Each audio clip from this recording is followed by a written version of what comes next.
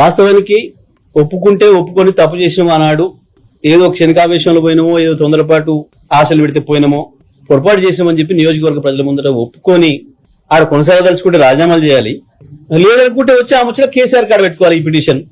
అన్నా మేము మిమ్మల్ని వదిలిపెట్టుకోలేదు, మేమేదో అభివృద్ధి కొరకు పోయినాం, ఏదో అపోహపడి జయశ్రీ రెడ్డో వివేకానందనో ప్రభాకరో తెలియక మా మీద పిటిషన్లు ఇచ్చిర్రు, మీరు మన్నించడం కేసీఆర్ కాడికి పోవాలి. వాస్తవానికి నోటీసులు వచ్చినాక ఏం జరిగింది? 10 మంది కేసీఆర్ దగ్గర పోల్సిన ఎక్కడ పోయినరు?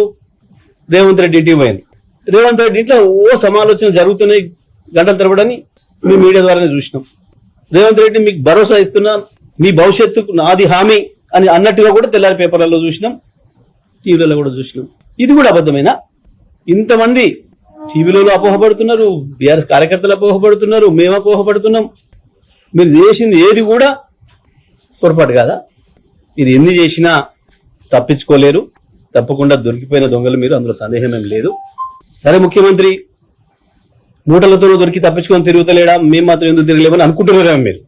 రెడ్ హ్యాండెడ్ బ్యాగ్తోనే దొరకంగా ముఖ్యమంత్రి అయింది ఆయన, మేమెందుకు మేము గిళ్ళ నుంచి తప్పించుకోలేమా, ఆయన అంట్ల నుంచి తప్పించుకోలేము, ఉపాయం ఉన్నప్పుడు మమ్మల్ని తప్పేయలేడా అని చెప్పి మీరు అనుకుంటున్నారేమో. మీరు తప్పించుకోలేరు. తప్పకుండా స్పీకర్ గారు చట్ట ప్రకారం నిర్ణయం తీసుకుంటారని మేము భావిస్తున్నాం.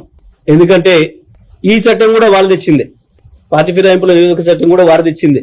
మరి వారి నాయకులు తెచ్చిన చట్టాన్ని గౌరవించే పరిస్థితి ఉందని మేము అనుకుంటున్నాం. స్పీకర్ గారు చేసే నిర్ణయం చట్టానికి అనుకూలంగా ఉంటే సరే, లేదంటే ఆల్రెడీ మేము కోర్టు మెట్లు ఎక్కున్నాం కాబట్టి, కోర్టే గడువు ఇచ్చింది కాబట్టి, ఇంకా ఈ కంటిన్యూస్ ప్రాసెస్ లోనే ఉంది కాబట్టి, ఇక్కడ ఒకవేళ ఏదైనా తప్పించుకున్నా కోర్టులో తప్పించుకోలేరు. తప్పకుండా మీ ఎన్నికలు రద్దు అవ్వడం ఖాయం, ఉప ఎన్నికలు రావడం ఖాయం.